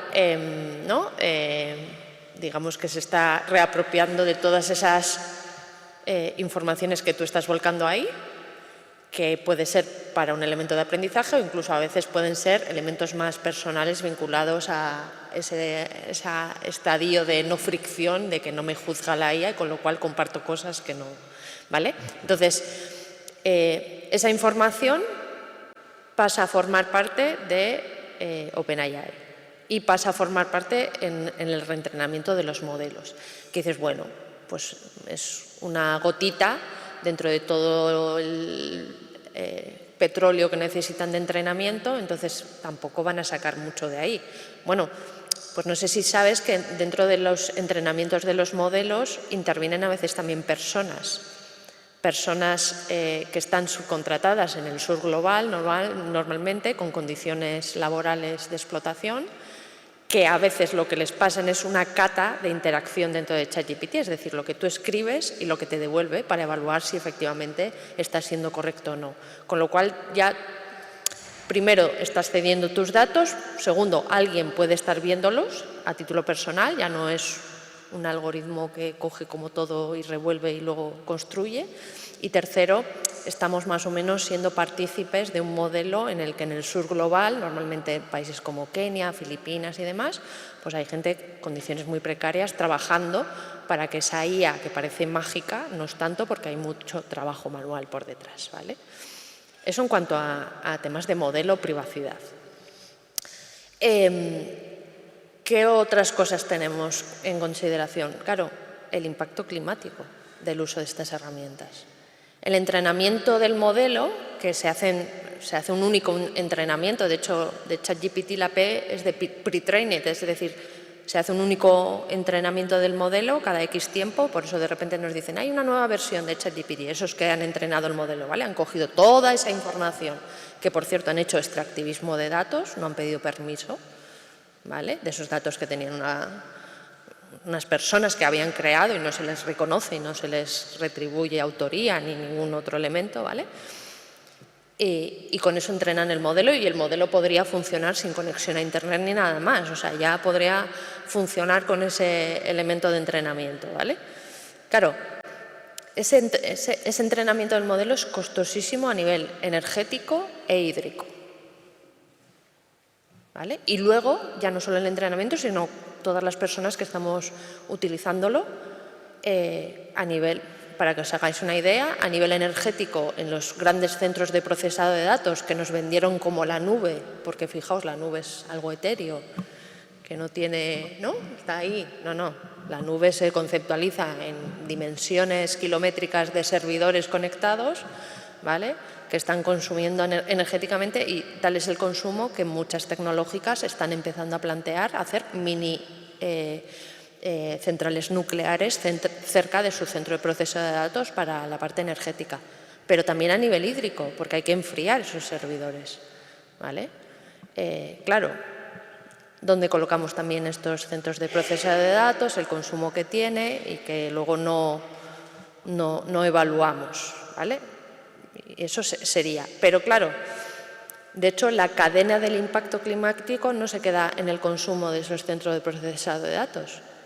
¿De dónde se extraen los minerales para construir los servidores que utilizan todo esto? Claro, nos vamos a República Democrática del Congo, echamos un vistazo y la tecnología no está libre de conflicto, está manchada de sangre. ¿Y dónde tiramos esos servidores cuando se queman porque tienen unos meses útiles y luego ya no valen nada? Pues de nuevo al sur global. Entonces, ahí también tenemos un pensamiento que hacer. Un pensamiento más focalizado en lo que, ¿no?, me dirías, por lo que me toca más cercano. Bueno, pues todo lo que hemos visto de sesgos algorítmicos. Cuando tú le pides que te planifique un viaje, son sistemas de homogeneización de pensamiento. Se ha acabado en un viaje irnos a la alteridad. O sea, te va a hacer el viaje que es sota, caballo y rey, que parece, ¿no?, que todo el mundo ya tiene que hacer ese viaje con esos sitios. Ya olvídate de descubrir esas callejuelas o esos espacios que no están en los bordes, precisamente, ni en las fronteras, ¿vale? Y lo que te decía antes, como va a detectar que tú eres una mujer y además va a tener una serie de características recogidas, también te lo va personalizado con un elemento totalmente estereotípico. Igual no te anima a que pruebes en otros elementos de viaje, porque fíjate, el riesgo evaluado con las mujeres pues hace que no te muestre unas cosas u otras. Y en el tema de aprendizaje de idiomas, ¿qué está pasando? Porque sistemas de inteligencia artificial, por ejemplo, que se están aplicando en servicios de atención, ¿no?, a las personas, ¿sabéis lo que están haciendo? Sistemas que anulan los acentos, por ejemplo, ¿no? Y si tú quieres funcionar como tiene que ser el aprendizaje de un idioma, los acentos están fatal, porque claro, o sea, aquí hay un inglés estándar, un castellano estándar. Entonces, ¿cuáles son los impactos? Para mí, que es como una globalización del pensamiento, y también no hemos metido en la coctelera la deuda cognitiva, la famosa deuda cognitiva, de cuando esto es como un músculo, cuando tú hay cosas que ya dejas de pensar y que te lo haga la máquina, eso se termina atrofiando. No quiere decir que desaparezca, pero que es igual que el deporte. Si dejas de caminar, ¿no?, pues, y estás todo el rato sentada, luego te cuesta más echar a andar. Pues también es un elemento que tenemos que darle una vuelta. ¿Qué cosas estamos delegando? No sé si ahora dejo a Margarita también. No, estaba pensando porque depende de qué... O sea, la traducción es un asunto que la inteligencia artificial siempre le ha fascinado, porque ya desde la Guerra Fría, ¿no?, traducir del ruso al espionaje y todo eso siempre ha sido una línea de trabajo. Pero según qué idiomas estudies, que ahora no lo sé, por ejemplo, puede haber alternativas, de hecho, comunitarias. Por ejemplo, en Cataluña, yo soy catalana, tenemos el Softcatalà, el Apertium, que es un traductor que se ha hecho desde la base, de gente que traduce de varias lenguas al catalán. y ahí sí que cumple todos los checks. O sea, yo diría, claro, tampoco soy coacher, ¿no? Pero como si pudieras rodearte de alguna persona que te echara una mano en algunos momentos, ¿no? Quizá decir, bueno, de todas las frases, pues me guardo algunas para hablarlas con no sé quién. También considerar el error, o sea, cómo el error aporta, ¿vale? O sea, como no querer eliminarlo maquínicamente, no sé, como otra relación con el error, porque al fin y al cabo entiendo aprendes por placer, entonces como meterle ahí otra visión y buscar alguna alternativa que posiblemente las haya, que no esté basada en... O sea, al final, o sea, que sea otro modelo de negocio, otro tipo de empresa, otra dimensión de empresa. O sea, es muy difícil ver esos impactos que decía Lorena en un mundo complejo. Es muy difícil que podamos demostrar así fehacientemente o relacionar el consumo eléctrico que está haciendo ahora mismo esta pantalla con su incidencia en el cambio climático y con su incidencia en el hambre en Somalia, en la hambruna en Somalia. Es complicado hacer ese camino, pero pensamos que lo hay. Entonces, sin verlo, lo vemos, ¿no? O lo queremos ver y lo vemos. Entonces, claro, al final estamos haciendo gordos unos modelos de economía que van en contra nuestro. Para mí es como el impacto. O sea, estás engordando a la bestia que nos chupa la sangre. Entonces, pienso que ahí sería para mí esas tres cosas. O sea, buscar alguna herramienta correctora de otro tipo de empresa, buscarte quizá algún grupo social, hacer esa tarea en relación social y ver el error, ¿no? Como, no sé, como otra manera de, no sé, que está ahí, hago las cosas mal, bueno, no sé. Gracias por la pregunta.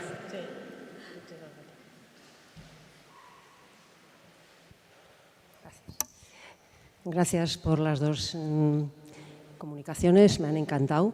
Ahora, la depresión me va más conforme va pasando la tarde. Entonces, yo quería hacer la siguiente aportación, a ver qué os parece o pregunta. Me resulta bastante curioso la utilización que se está haciendo últimamente de la imagen y de la voz. Esto de... pues que nos divierte a muchos, ¿no? Es decir, y ahora vamos a poner que esta persona, que es mi prima o soy yo misma, pues que van, que lo que sea, ¿no? Entonces, una vez le oí a una persona que decía, es que ya lo de ver para creer ya se nos ha pasado, porque ahora vemos cosas y son pues, noticias falsas, son imágenes falsas, etcétera. Entonces, sí que creo que nos venden esto como un juguete gratuito, hoy por hoy, pero claro, se está alimentando de nuestra propia vida, la de todos. Pero lo aceptamos de una manera, pues nos parece un juego, ¿no? Todo esto de personalizar la felicitación de Navidad con la voz de no sé quién, ¿no? Entonces, sí que yo creo que hace falta analizar y pensar sobre eso. ¿Por qué alimentamos a la inteligencia artificial de esta manera, tan gratuita? Porque va a ir en contra nuestra. Y bueno, los señores medievales estos ya vemos quién son, pero es que los que están detrás, que son los imperios a los que vamos, el de estadounidenses, chinos y rusos, que es un poco lo que oí el otro día que hacia lo de vamos, pues van a ser los poderosos del mundo. Entonces les estamos dando gratuitamente las armas para que nos machaquen, claro. Entonces, sí que yo creo que socialmente hay que hacer una reflexión, aparte de lo que decimos de los costes económicos y tal, que que se los estamos pagando, todo eso lo estamos pagando entre nosotros, pues cómo cambiar esa inercia, cómo de verdad ser conscientes del poder que tiene esto.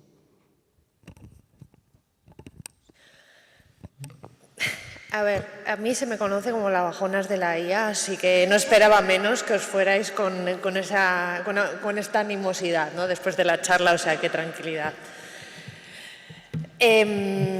Totalmente de acuerdo. A mí lo único que... Bueno, lo que tengo más a mano, y sobre todo pensando desde el ámbito de la universidad, como vengo, es que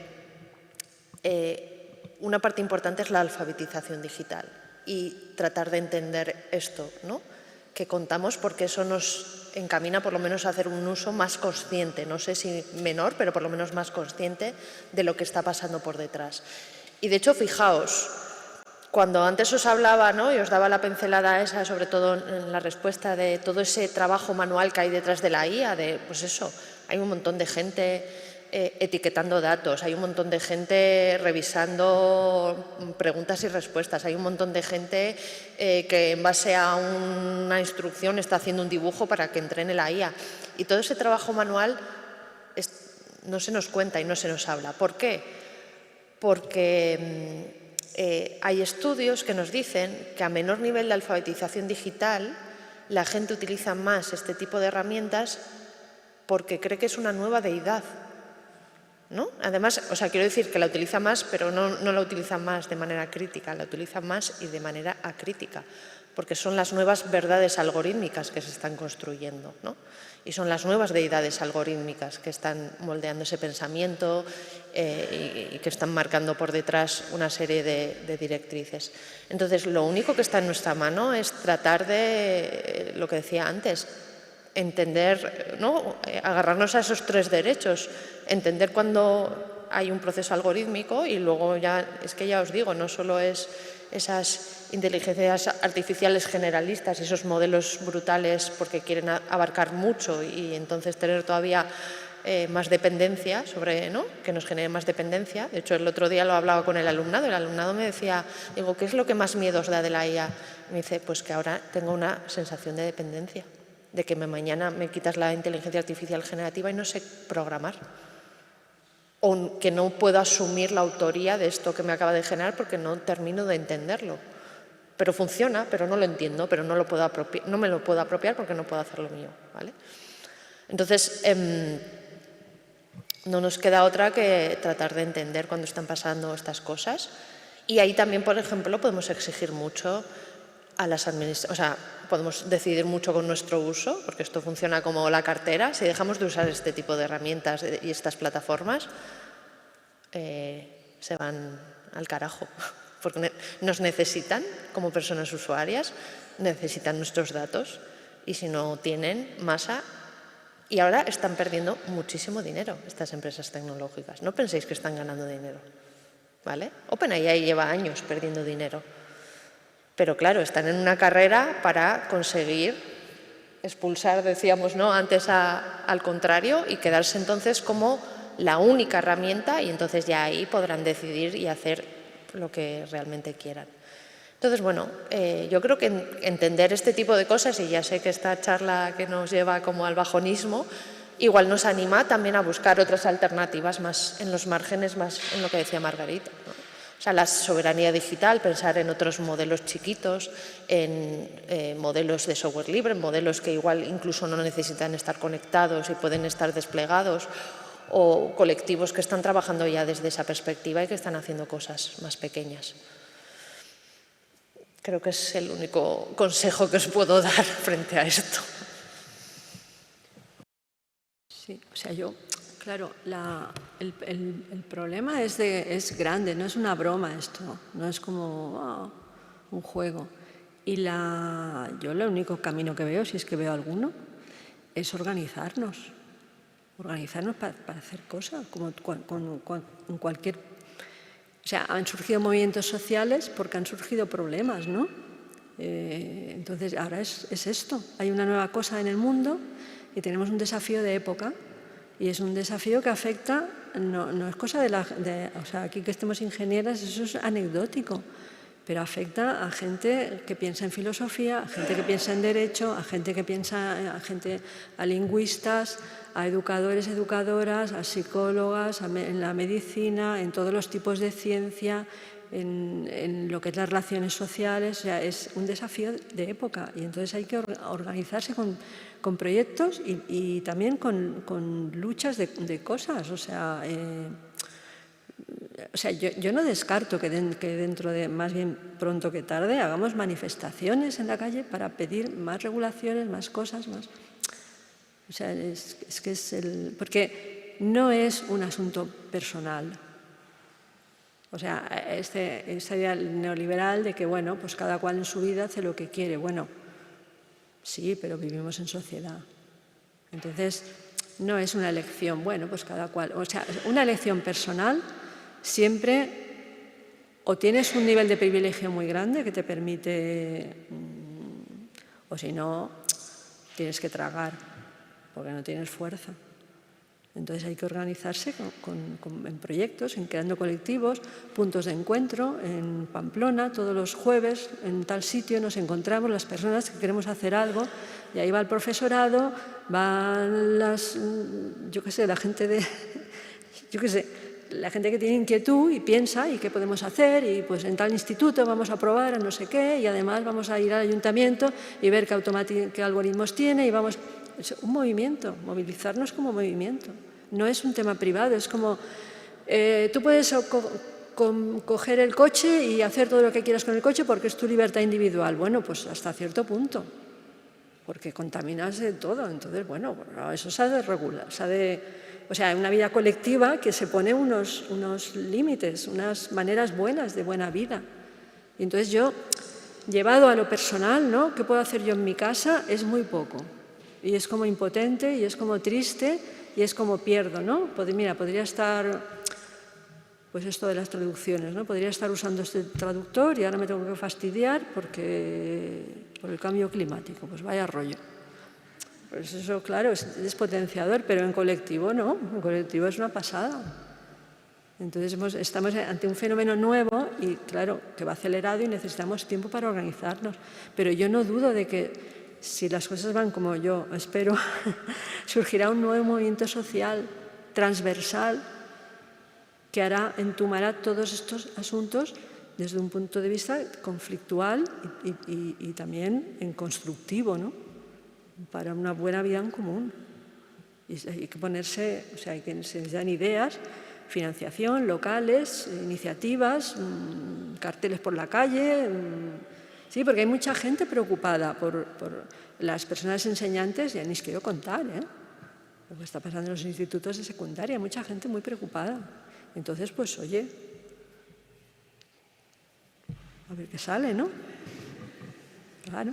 Bueno, pues si no tenéis más preguntas, podemos cerrar con esta parte positiva y de la importancia que tiene la movilización social, la colectividad, ¿no? Y que nos habéis venido a recordar y que pues vendría bien en todos los movimientos sociales en realidad. Y bueno, pues muchas gracias. Creo que en realidad hay mucha cola, ¿no? con este tema y debate y ojalá podamos tener más espacios y bueno, si hacemos una manifestación, Margarita y Lorena, os avisamos, ¿va? Bueno, pues muchas gracias.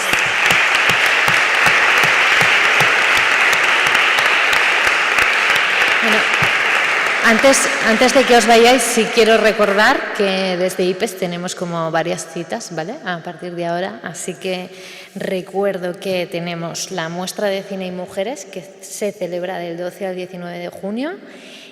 Previo a la muestra, además, vamos a hacer la presentación de un informe sobre la situación de abusos sexuales en la industria del cine, que va a ser súper interesante, que será el 1 de junio, ¿verdad? Y a partir también de esa fecha vamos a tener una exposición en Condestable con la cartelería y recuerdos y fotos de la trayectoria que ha tenido la muestra de cine y mujeres por los 40 años que se cumplen este año, ¿va? Así que todas invitadas a participar en todos estos espacios y pues nos vemos.